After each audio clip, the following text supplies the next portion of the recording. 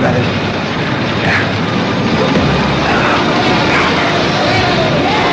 Yeah. Right. It's one of the best parts of the whole movie. Sorry.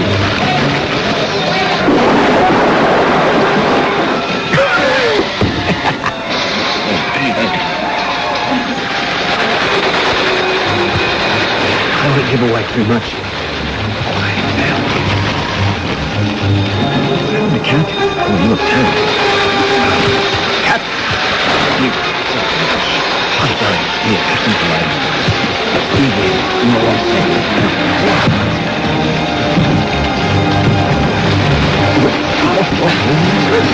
Sorry. Sorry, that... You were sitting up here, you can't see the screen. The general idea. You got like inventions? That's an adventure. Sure. What do you call it? Well, I call it a sort of bloody and tasteless display of subhuman macho aggression.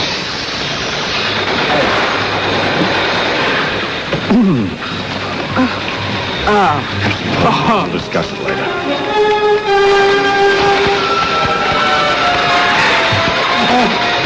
It's buttered. I don't think it's buttered. Buttered? But how was I know? It's their first date. Popcorn's meant to have butter.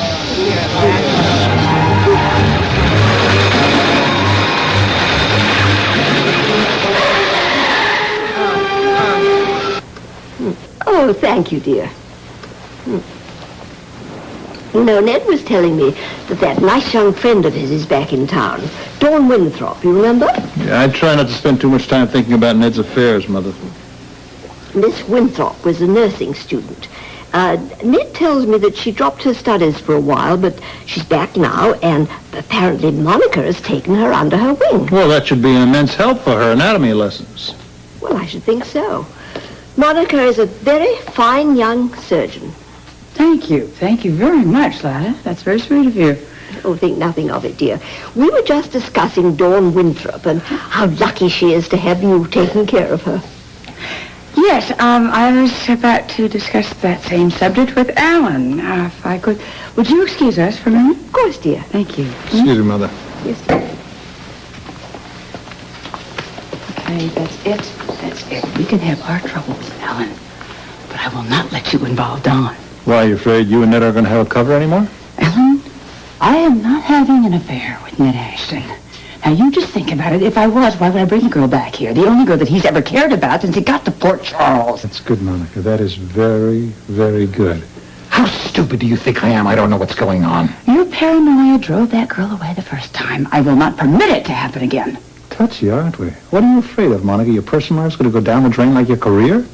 What is that supposed to mean? Well, if you spent as much time in the hospital as you did trying to cover your affair, Monica, you'd still be assistant chief of staff. What are you talking about? You know why I gave up that job, Alan. It was for you. Remember? It was so you could salvage what was left of your masculinity.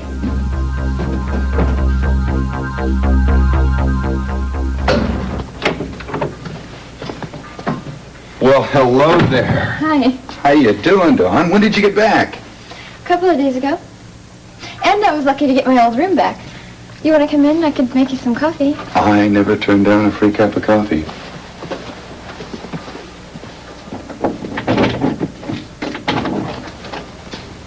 Thank you. Listen, I just wanted to tell you I fully appreciated the note that you left me. But in the back of my mind, I always knew you'd be back.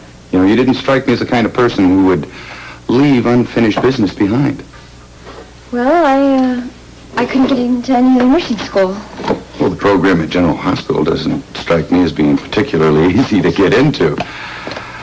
But for what it's worth, I just want to let you know that you can always talk to me about the real reason. Maybe I don't need a reason. Maybe I just felt like coming back to Port Charles. Oh, yeah, well, I don't think so. I think you came back to get to know your mother. My mother's dead, Charlie. I meant your real mother. You know, the one that gave birth to you? Monica Quartermain.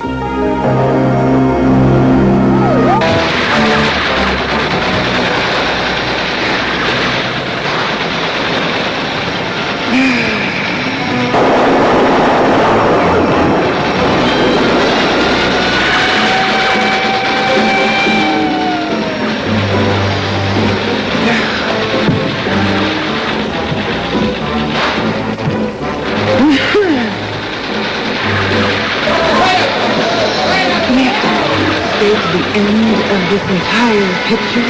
No. I thought you'd like this, really. Oh, God, what gave you that idea? It's terrible. Newest Daredevil of 1989, Miss. I'm Miss Skydiver, Miss Drive Like a Maniac. That has nothing to do with this. Do you mind? Some people pay to see this. Well, I see why our talking bothers me so much. So far, the most scintillating piece of dialogue has been, yo, die, man. Really? The critics call the writing economically wonderful. The critics have an economy of taste and intelligence. That man has been shot 30 or 40 times, had 20 hands in his camera, and he still managed to take out 30 or 40... That's because he's one of the good guys. The other people are the bad. Come on. I'm sorry. Really, I'm so sorry. This is being a little bit rude. I thought the idea behind us going out on a date was to find something in common other than call out the murder. I can't take any more of this. Is that a promise, ladies? Look, the idea behind the date was that we met after, discussed the message, the symbolism, and all stuff like that. We had dinner, right? Yes. That sort of thing. Yeah. There's a message and symbolism in this? Please don't look at the usher. Well, I can save her the trouble, because I'm not standing watching another body being blown. Hey. You know, Sit down. I'm really sorry. Knock it off.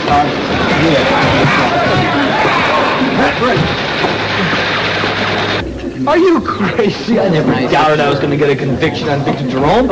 He never had a chance. Yeah, well, you could have fooled me. The way Jerome's lawyer was crawling all over your first witnesses, pal. Well, you see, it was sort of a well-orchestrated plan. Oh, well, lucky for your plan that Robert Scorpio runs the best investigative PD in the state. Yeah, What are you talking about? Scorpio had nothing to do with the investigation. It was mine from start to finish. That's why I'm going to be district attorney, and you two guys are going to be what? there's a phone call for you. Probably the mayor. Oh, yeah.